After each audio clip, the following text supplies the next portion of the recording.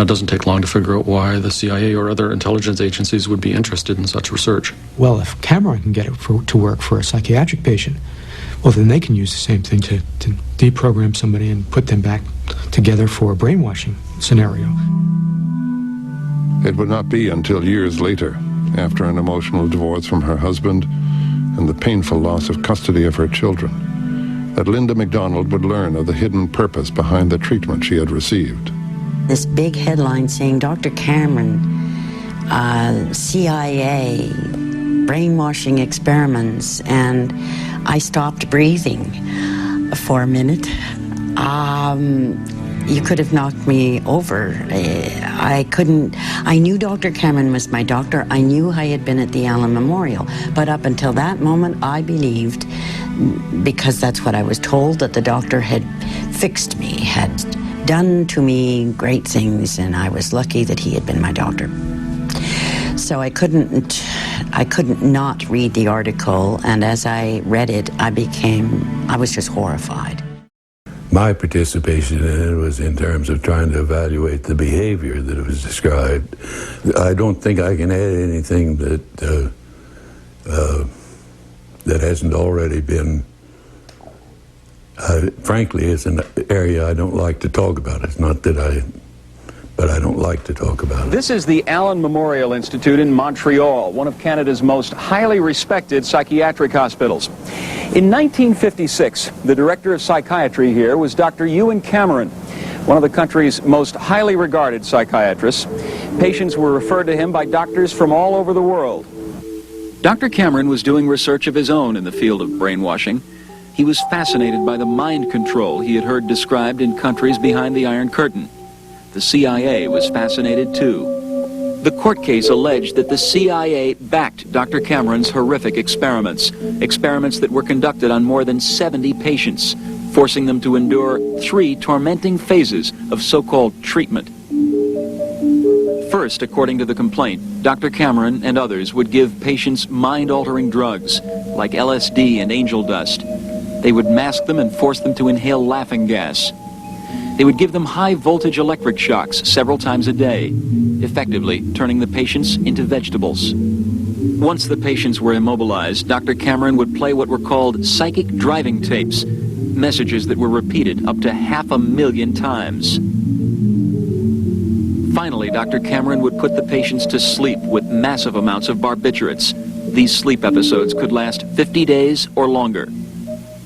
They took me in a room outside the ward, in a very little room, and they put 3 or 4 pillows at the end of the bed, and there were 4 doctors at the end of the bed there, and one doctor was putting me a mask there. The doctors started from left to right there, telling me, kill him, kill him, kill him, kill him, kill him, kill him, kill him, kill him, kill him, kill him, kill him. What did they want to make me kill? I'll never know. They never told me, I don't know. By the early 1970s, word of the CIA's mind control atrocities began to leak out to the public. An investigation was launched, resulting in the creation of 1 presidential commission and 2 Senate committees. And my feeling now is that the CIA had overall powers that put them in a different situation than other people. The American public was in shock. I am terribly upset that the system is such that what happened could happen. Their search for answers, however, would soon hit a dead end, as investigators learned that Dr. Sidney Gottlieb had destroyed the majority of the documents relating to the MK-Ultra program. It was now impossible for the American public to discover the truth about what the CIA learned from its mind control research. Officially, the agency's position would be that 30 years of aggressive experimentation had yielded few, if any, productive results. Reaper! Do you know what day it is today, Cap? Yeah. What? What day of the week? Wait a minute, don't bug me. Sirhan's own diary does repeatedly refer to mind control. You say that Sirhan was programmed, controlled, almost brainwashed to kill Robert Kennedy. It sounds like science fiction. As a matter of fact, it sounds like you watched the Manchurian Candidate movie one time too many. What people don't understand about the Manchurian Candidate theory and the movie is that that movie was based on Condon's conversations, as I understand it, with people who were actually involved in CIA mind control research. But if one concedes that a hypno-programmed assassin is a possibility, what evidence is there that Sirhan was in some sort of trance at the time of the murder? I think the best evidence for Sirhan's hypno-programming comes from, first of all, his behavior before, during, and after the crime.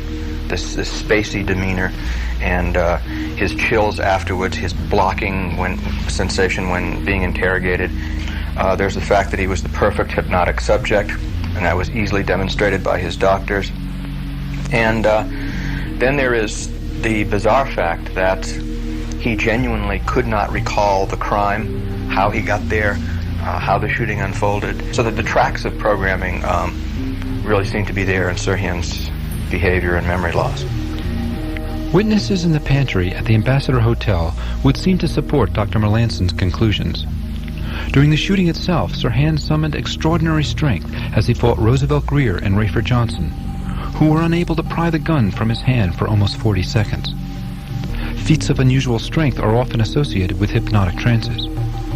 Yet despite the shooting and the struggle that followed, onlookers were taken aback by the contented look on the gunman's face.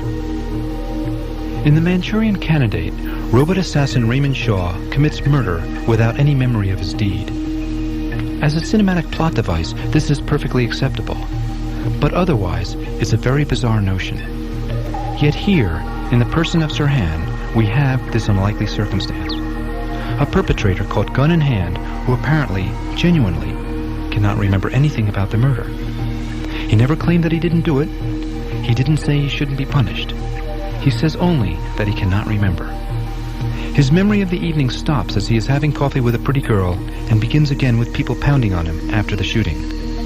Listen to the plaintive words of the defendant's mother, Mary Sirhan. I asked him, I said, son, will you tell me why did you do that?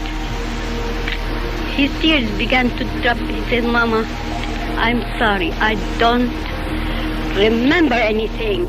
I was told that I killed Senator Robert Kennedy. The defendant's inability to recall anything about the assassination led to a most bizarre scene in Sirhan's jail cell before the trial, as Dr. Seymour Pollack, psychiatrist for the prosecution, and Dr. Bernard Diamond, psychiatrist for the defense, together hypnotized Sirhan in an effort to get him to remember the crime. And you see Kennedy coming. Now what do you see, Sirhan? You're back in the kitchen now. What do you see? Sirhan, what you doing here? What?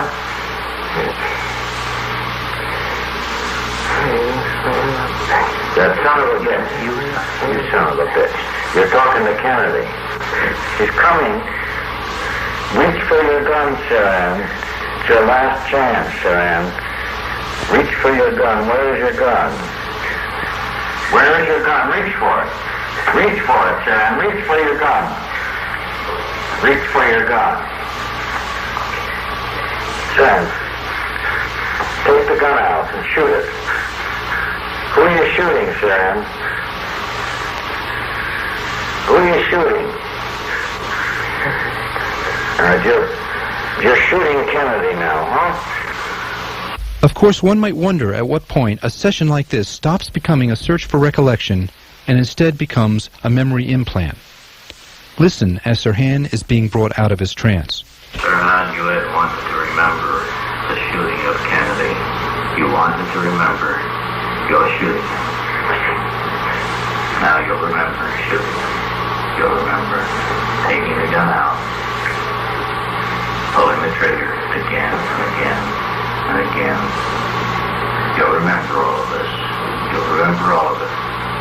All of this will get clearer and clearer, become clearer and clearer, and you'll remember all of it. You'll remember it all. But as a subsequent solo interview with prosecution psychiatrist Dr. Seymour Pollack reveals, the forces against Sirhan's remembering were so strong as to resist even this hypnotic suggestion. In my opinion, Sirhan, I don't think you have any chance. I really don't. I don't. Because the jury, listening, will be negative rather than positive to you if you don't remember. Now, I say this, and I don't want you to fake.